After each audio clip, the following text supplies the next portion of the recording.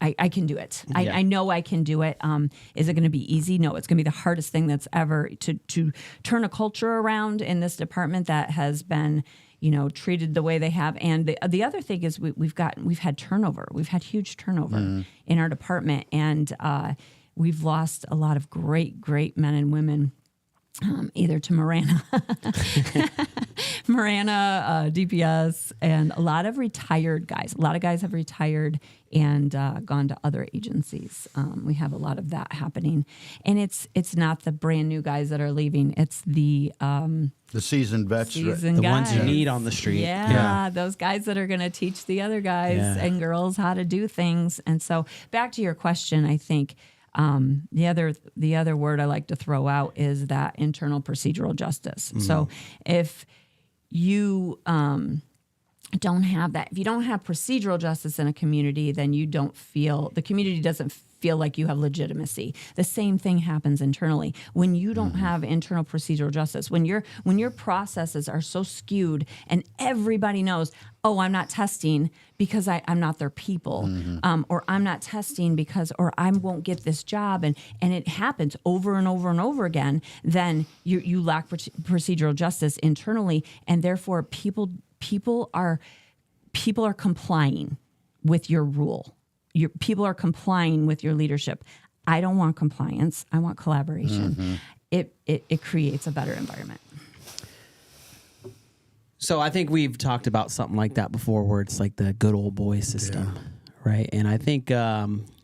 I've been in a couple different agencies, in my career before here. I shared with you the other day when we were doing a video thing that I worked in law enforcement, and I think there's always been conversations like that every now and then, because you will see it and you go, that there's some stuff there that did not make sense.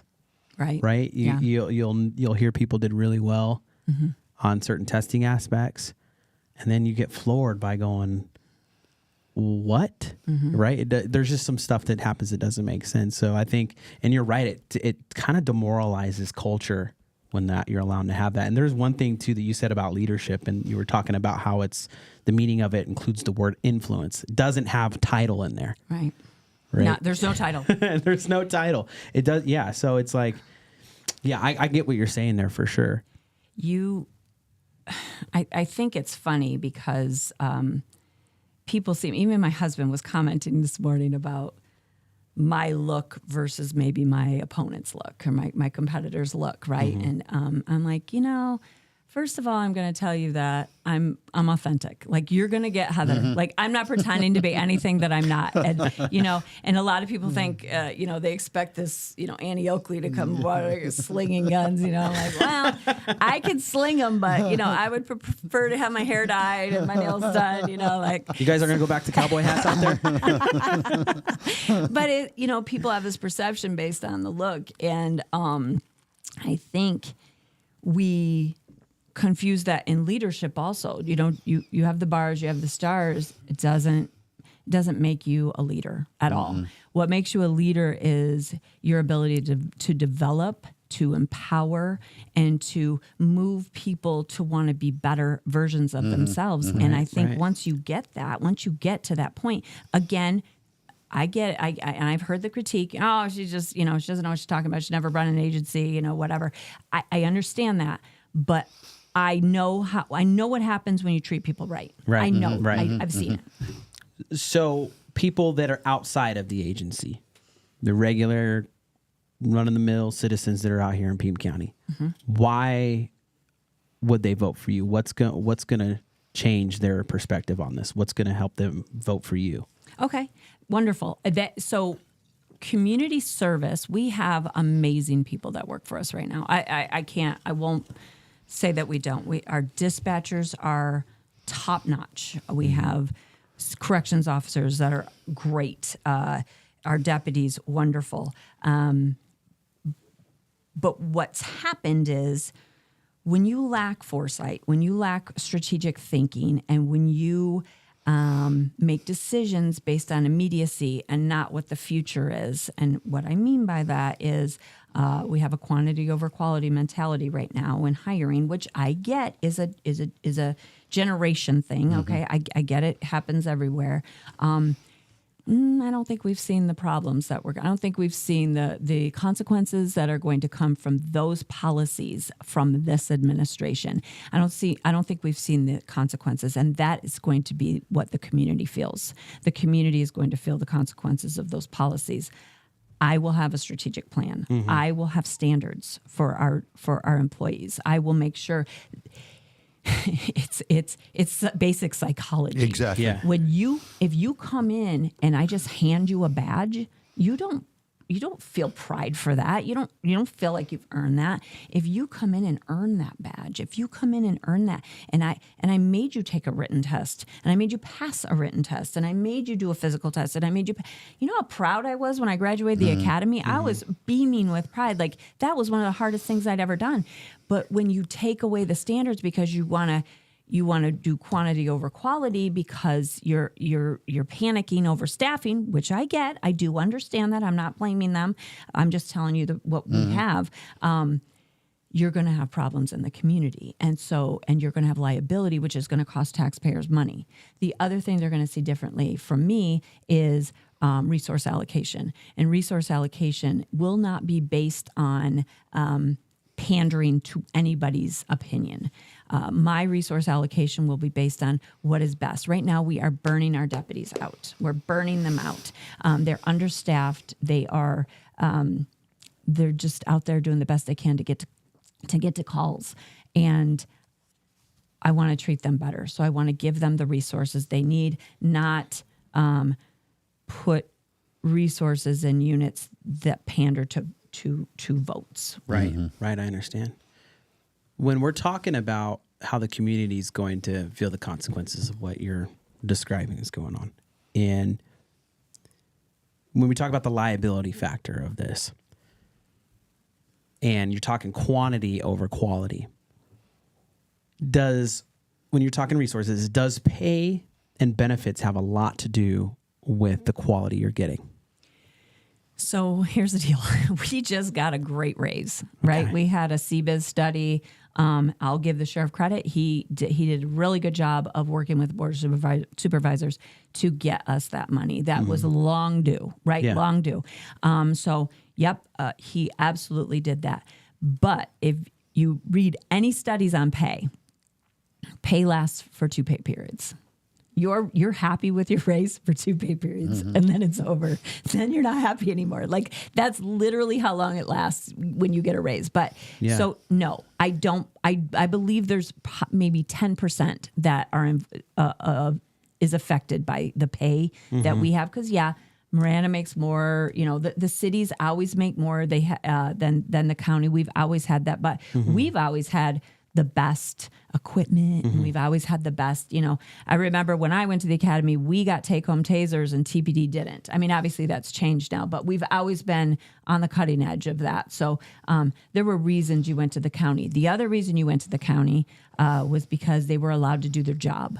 Yeah. They were known for handling business, right? For making sure that, if somebody needed to go to jail, they went to jail, right? And so that's the other thing that's going to happen when I'm sheriff is that not only am I going to back the people, but I'm going to allow them to go do the work that they want to do, they signed up to do, without holding them back and having that fear of, okay, well, are they going to protect me or are they not going to protect me? And I think that's a concern that our deputies have currently. Right. Have you seen a lot of talent leave the organization because of the testing processes within for different specialty units and stuff? Those folks not getting those gigs or getting selected because of what you were describing as, part of the good old boy system or anything like that? Were you seeing a lot of talent leave for that? 100%. Yeah. 100%. Some of the guys that, and I say guys because I don't think there's been any girls that have left to go to Marana, but when I was still at the training center, they were coming back and helping us with padded assailant. And they were helping us with, just all kinds of training. And they're amazing for Marana because they were amazing for us. We, as you probably know, to become an instructor, you have to go be a general instructor. Then you have to be, you could be firearms instructor, physical fitness instructor, defensive tactics. And so that takes a lot of time and money and energy to get them to these schools. And then you have to pass because not everybody always passes. And so those are the people who've left us. Those people that have all those certifications and qualifications. And like you said, the guys on the streets that know what they're doing. We recently had a sergeant leave, and he was the sergeant at the range. We have a wonderful sergeant there now, but he left because of all of the, I don't know how else to call it. Just the drama involved in everything. There's bias towards certain units from this administration, and it's very obvious that there's bias towards these units. And so he was a SWAT guy, and there were some things that went down. And so he said, you know what, I'm just going to pull the plug. And now he's at the airport. Okay. So the airport has this resource that was phenomenal here in the Pima County Sheriff's Department. But he, when you get to a certain age, you decide that you're not going to deal with the BS anymore, right? Yeah. So you're like, I'm good, I'm out. And so, yeah. I got to tell you, Heather, I've thought this whole conversation, you had me at, you asked 30 people that you felt were highly qualified to do this job. And at some point in that process, you went, yeah, I think I'm going to have to do this myself. If not me, then who, right? Yeah. And you know what? That having been there, not in law enforcement, but that's hard to do because you didn't want the job. You're not seeking the job from the standpoint I want to be the sheriff. You're seeking the job of sheriff of Pima County because you see a need, and quite frankly, you're the solution to that. Is that? I mean, I think so. I think so. Most leaders that I've experienced, especially great leaders, don't really want to do the job. They would much prefer someone else step up and do the job.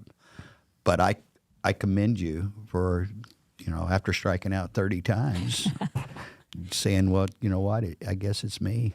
Yeah, it had to be somebody. And like I said, it was probably over a year that I was asking people. And I asked very prominent people in Tucson, too. I asked somebody up in Phoenix to come down. And, wow. The thing is with, and people had told me, this is going to be so hard. This is going to be so hard. They're going to come after you. They're going to come after you. Oh, boy, are they coming after me. Yeah. So the pay is negligible. I don't know if you know that. Between what I make now and the sheriff, it's negligible. Like it would not be worth what I'm doing right now. So there's no, there's no personal or financial incentive to do this. Listen, I'm not trying to say, oh, look at me, I'm a martyr. But I'm not doing this for anything like that. I'm doing this because I watched, and I really wasn't treated that bad. Okay, I wasn't. The only thing what happened to me is I was passed over for promotion. Okay, big deal, whatever. Yeah. I had a plan, right? I got my master's and I'm going to go teach for FBI LEDA. That was my plan. I was fine with that.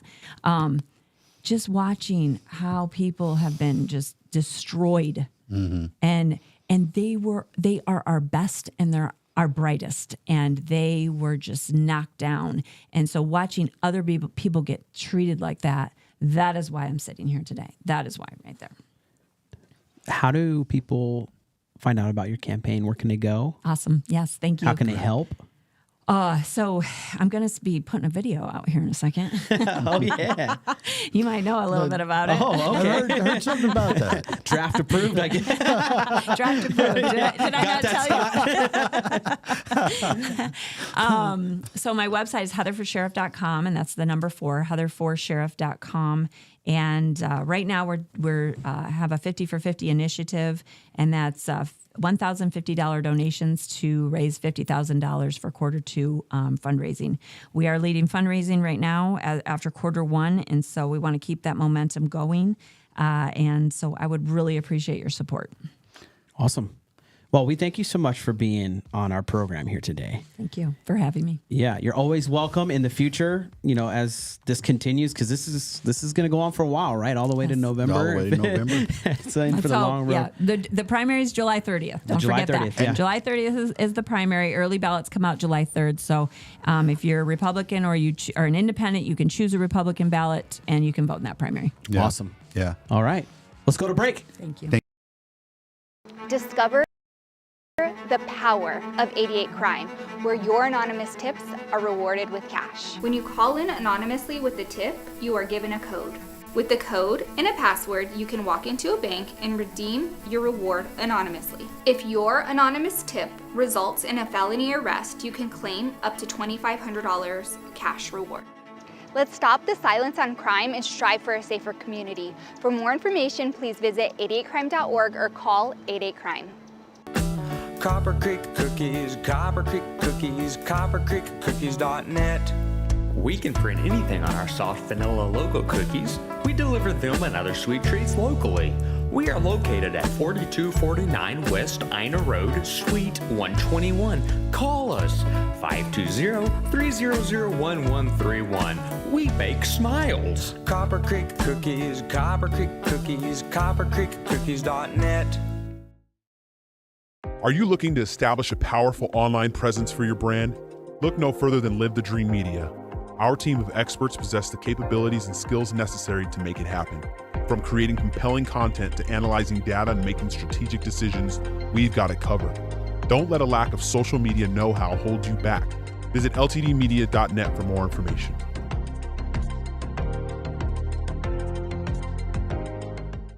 Hi, I'm Alan Murdoch. For the past 20 years, I've been buying, fixing, and selling properties right here in Southern Arizona. And I want to buy your property. Whether it's a house, apartment, commercial building, or vacant land, regardless of the condition or the situation, I want to talk to you. When you sell to me, I pay cash and it's hassle-free. No repairs, no closing costs, and no commissions. If you have a property you don't want to deal with and you want a quick solution, call, text, or visit selltalon.com. Again, that's selltalon.com.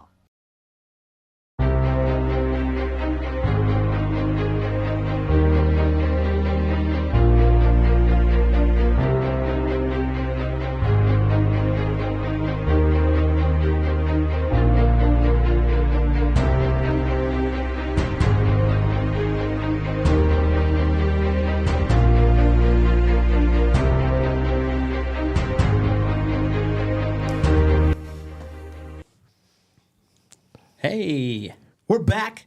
Thank you for the sponsors on this program, Zelda Allen and Copper Creek Cookies and 88 Crime. We appreciate everything you guys do. And, if you're looking for somewhere to donate, 88 Crime is a good spot to go and donate. It's a non-for-profit. A lot of people don't know that.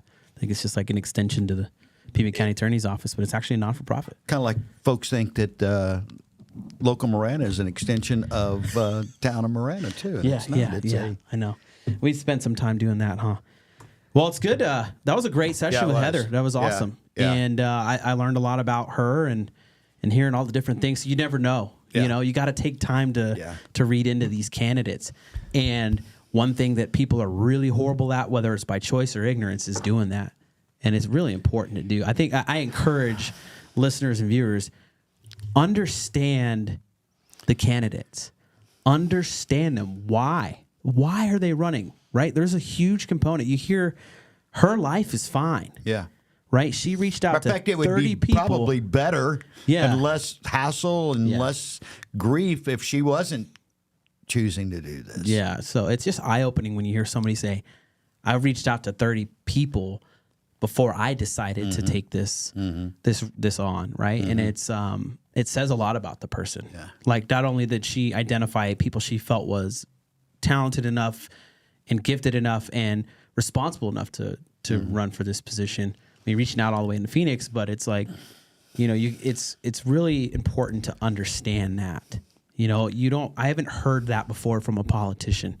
I hate to say politician. But she's not a politician. She's a practitioner. She's a practitioner going for a political. Yeah. Well, the sheriff's position is a political. It's political. And I have never heard that before. I've never heard one say, "Oh yeah, I tried to convince several other people to do it." Usually, it's a lot of people just looking for the sun, right? They're just looking for the light to whatever reasons. But no, it was great. Let's get into this stuff, man. What's on your mind? That's of all the ills that we have as a society. I think that's it. It's people just, and I think we're all guilty to some degree of letting the other guy take care of it. Well, but that's why we have so many issues that we're having to deal with right now, is because people won't take. It's more than 5 minutes, but 5 hours and investigate what's going on around them and who might have the solutions. I think that's our problem. And I think it's unfortunately a small, tiny minority of people that actually, for a while I was challenging people, especially ones that were moaning and groaning about things, the way things were. And I would just say, well, who's your mayor? Right. Probably 7 out of 10 had no clue who the mayor of their local town was. Wow. Well, then, you know what? Just go sit in the corner. Or the people that complain all the time. You go, "Hey, did you vote?" Yeah, did you vote? No, I didn't. Who's on your council? Yeah, you got any clue who your precinct committee person is? Yeah. They don't have a clue. I'm kindly going to need you to shut up and go away. Yeah, just stop. When they're talking national, I had a little test. It was always, who's Secretary of State? Yeah, that ought to be something everybody that's just complaining. We should know. And if you don't know who the Secretary of State is, then you know what? There's no dialogue going to take place here now. I think a lot of people here know who the Secretary of State was and who it is now, but it's due to the person becoming who they are now. Yeah. So I'm not going to name drop. And you just got to educate yourself. That's my biggest thing. And I don't think most people, our audience notwithstanding, they're watching, they're checking everything. But it's the other 90% of you that's just not paying attention, but they're not hearing this anyway, so I guess it doesn't matter. Right. You know, so I'm not cynical, but I'm realistic. Right. Big difference. Yeah. Hey, there's a couple things I wanted to talk about today. Okay. And the first one is, I remembered what it was the town of Oro Valley pulling out of Visit Tucson. And seeing the response from the hotels in regards to that, it was less than pleasant to see what they were saying.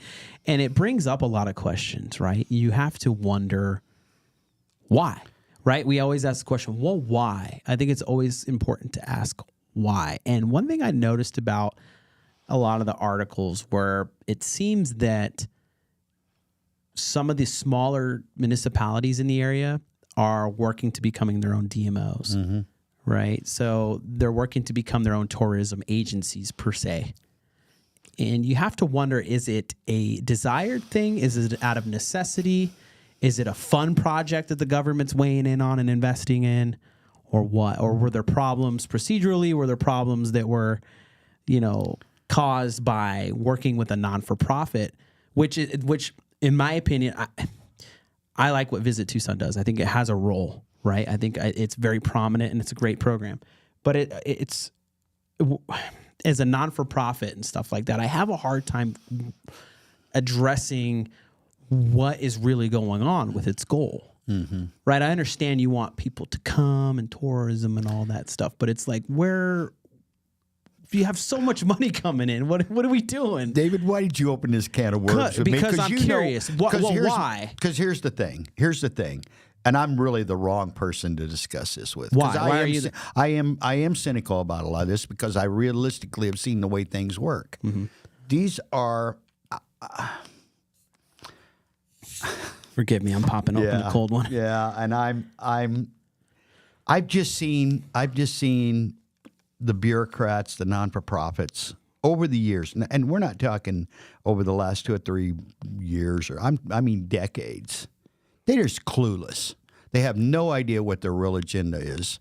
They are. You mentioned non-for-profits, okay? And matter of fact, as soon as we're done, I'm going to the Board of Supervisors to sit with the non-for-profit group that I'm a board member of, that I believe fully in. But I see so often there's really no skin in the game. They don't really have a clue of what they're doing. And I would argue that in many cases, most of the times, what needs to happen, and I don't know much about Visit Tucson, but I have seen some of the numbers, and it just doesn't make sense to me. Yeah. It really. I'm a numbers guy. I've looked at some numbers. You're making sense of things, and I'm looking at them, and I'm like, this does not make sense to me. Yeah. Now, maybe I'm missing it completely. Maybe I'm only getting one sheet, and there's 40 sheets of data. But how about this? How about Visit Tucson, which the people that run Tucson, and I would argue poorly in many cases, especially now. And if you don't believe that, drive around Tucson, the holes in the roads and all kinds of things. How about taking and hiring an agency that actually knows what they're doing? Tell them what you need, and then hire that. Here's I'll wrap it up with this portion of my statement, my rant. You're elected or you're working a job for a municipality. Right. That's your job. I don't need you to be great at everything. I need you to be great at basic one or two things.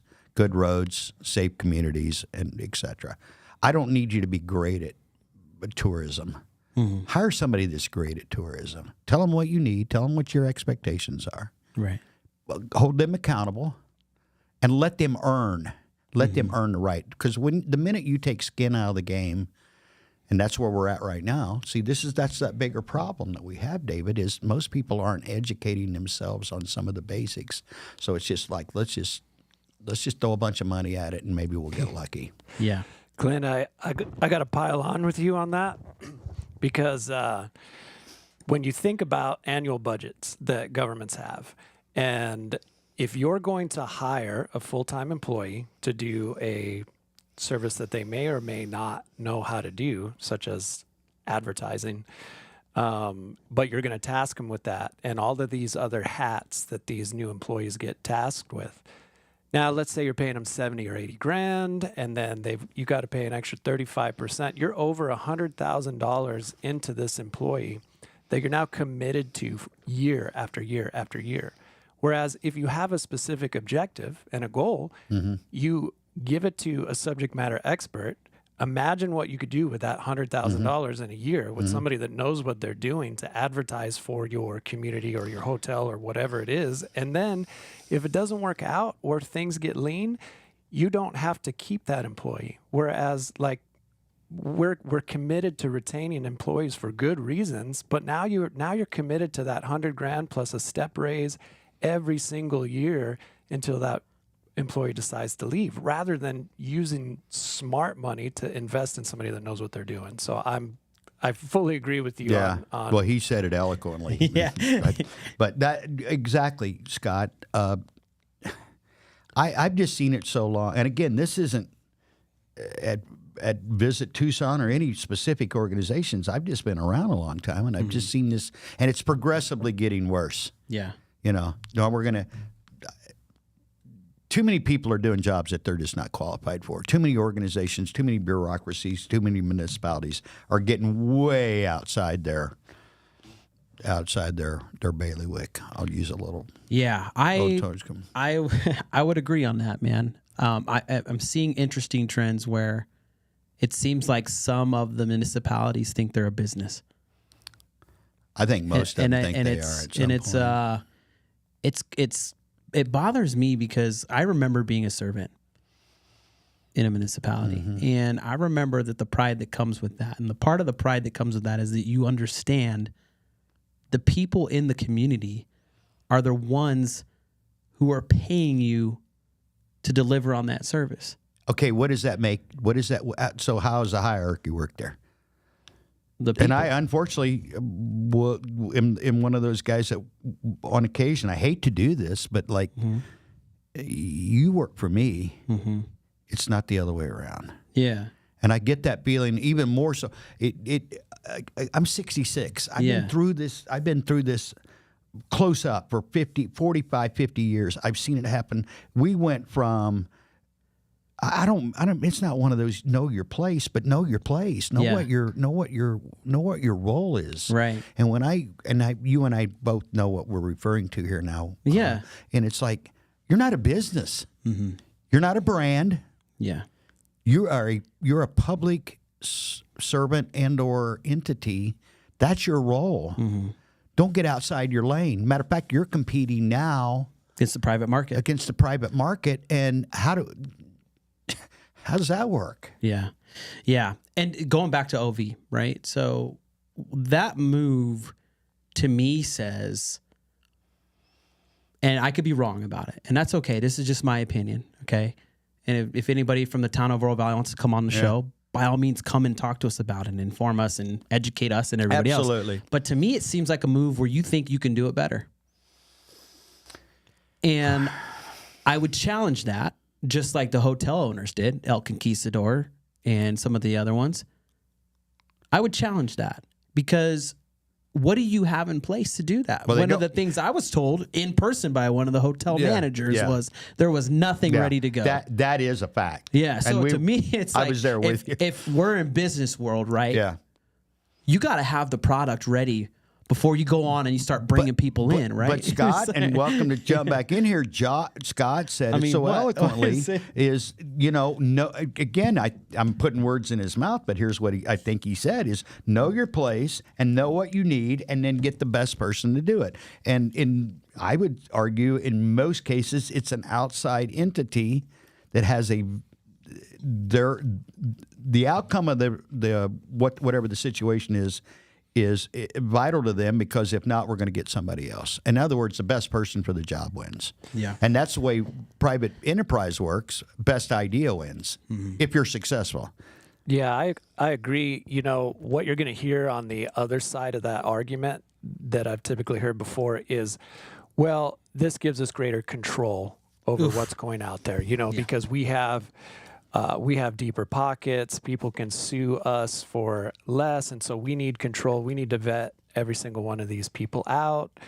But all of that does is inflate government. Mm-hmm.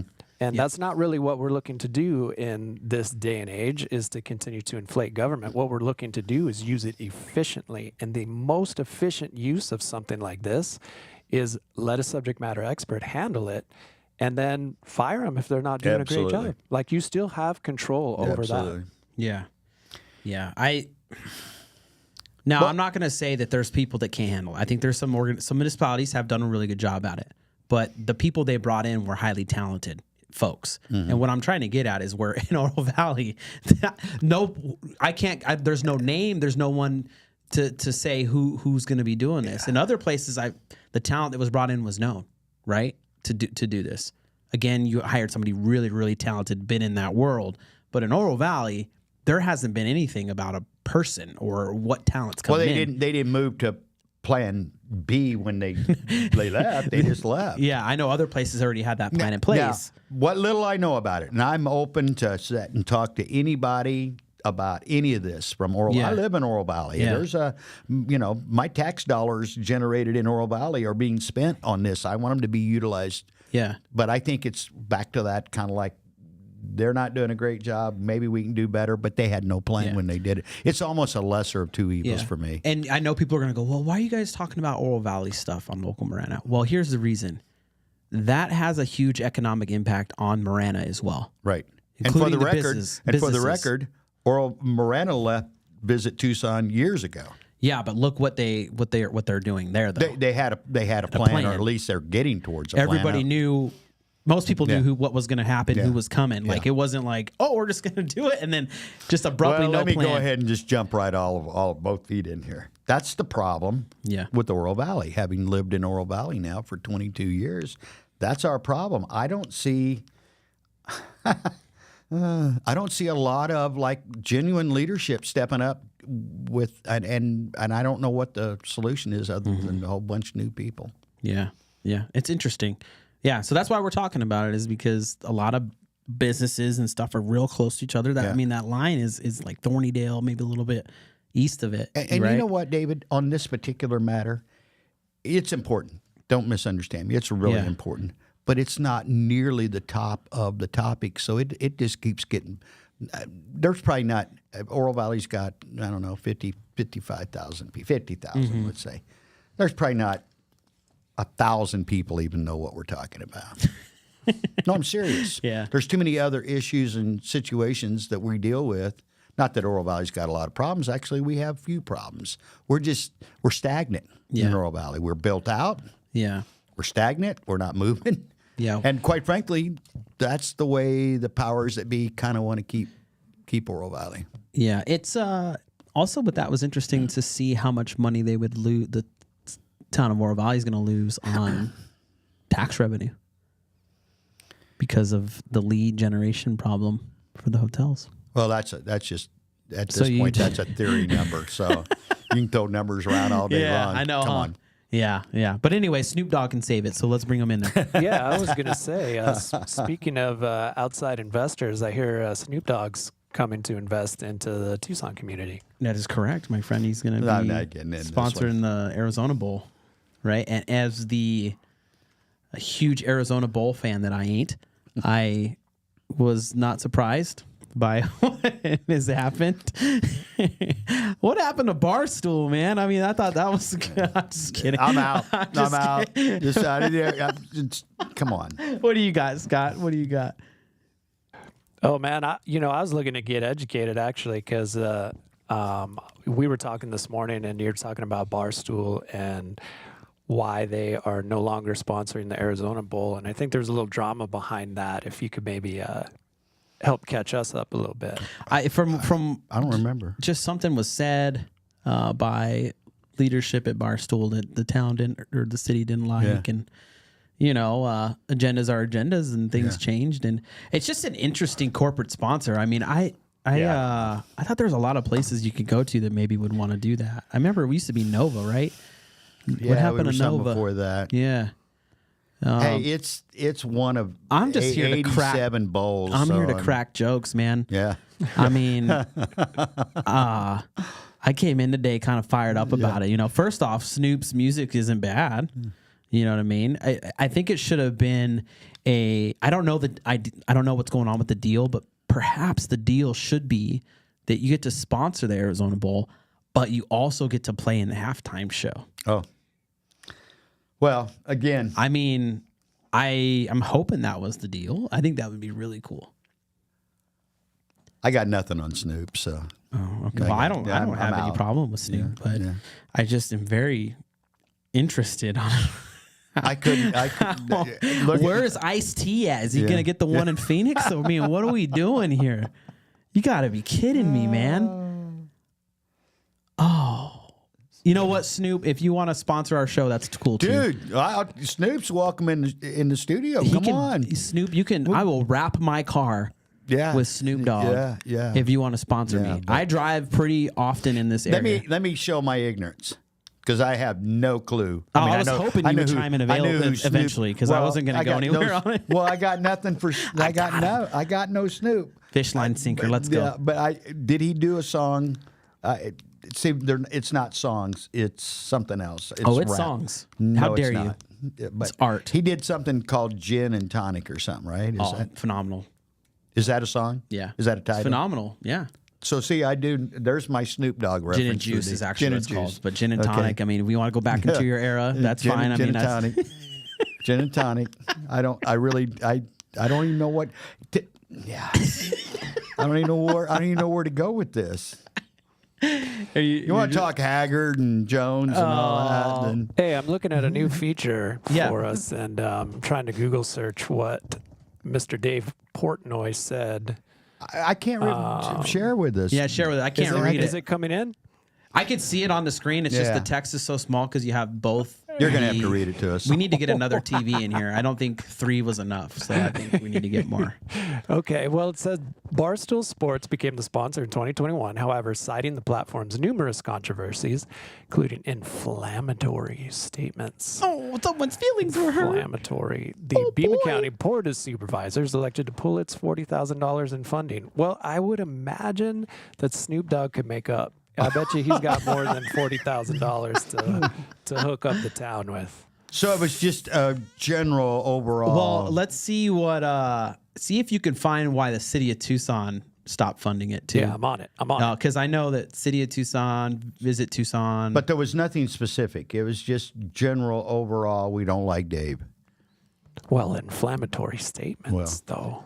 Well, okay. Now My feelings were hurt. Hey. Again, no, I'm totally. You know what's going to be funny is I'm going to look it up and it's like, oh, Dave was a huge fan of Klan rallies, and then we'll be like, oh yeah, okay. my bad. Yeah, that's pretty So inflammatory. let me ask you a question. Let me ask you guys both a I would question. say that's probably Both very of you, unlikely. Obviously, big Snoop Dogg fans. Just throwing that out there. You think Snoop hasn't thrown a few that Bones? would be thrown a few Snoop Dogg bones? Gotten hot water a few times over a few things. Yeah, just a couple. So is that why? Is that how we're going to start? Well, no. So it doesn't. No. See, that's back to the point. Yeah. It doesn't don't fit go, the don't go narrative. down that road now. No, it doesn't fit the narrative. Don't you dare. It doesn't fit Go the down narrative. that We road, got Clint. we you know. I do want to say thank you to Snoop Dogg for investing in Tucson.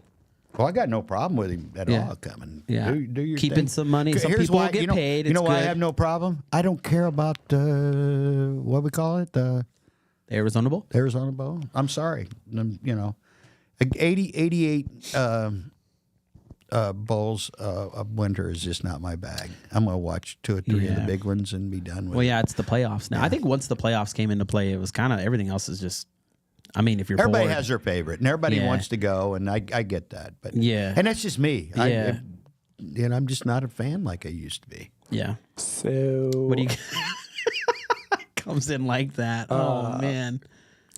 So he said some inflammatory stuff that really isn't necessary to repeat on our family show. But one of the things that Mr. Dave supported is that, you know, people have been trying to cancel me for 2 decades and I'm uncancelable. So apparently this dude, according to a source that we use quite often, the South China Morning Post. No. Yeah, it's a subscriber. Yeah, exactly. We get those extra perks, and yeah, he said some stuff and inappropriate, but you know, so the town and your board of supervisors are going to do what they have to do, and now we get Snoop Dogg in here, and we'll see what Snoop Dogg can do for the community. I hope it's good things. Yeah, I'm absolutely. sure he will. You know, he does have a pretty awesome football program. I was going to say he's got a youth football and stuff like program that. is phenomenal. I think it was cool. I saw a couple years back that he was a pretty decent receiver. What's his real name? Darius? Is it Darius? Oh, come on, Clint. I don't know. You're talking about Darius Rucker? That's No. Hootie. No. I know that. But Okay, can we get? You know what? I don't know Snoop Dogg's Isn't that real his name. real name? No, isn't his real name Darius? I only know him as Snoop D-O-double-G. That's all I know. That's it. Help us out there, Scott. It is Calvin Broadus. Oh, Calvin. Yes, Calvin. Yeah. You weren't even close, Yeah, I man. wasn't even in the ballpark. Dude, this But me looking stuff up online is going to be a game changer. Oh, here. yeah. We're Dude, going to you're be on like fire, man. actually informed. Yeah.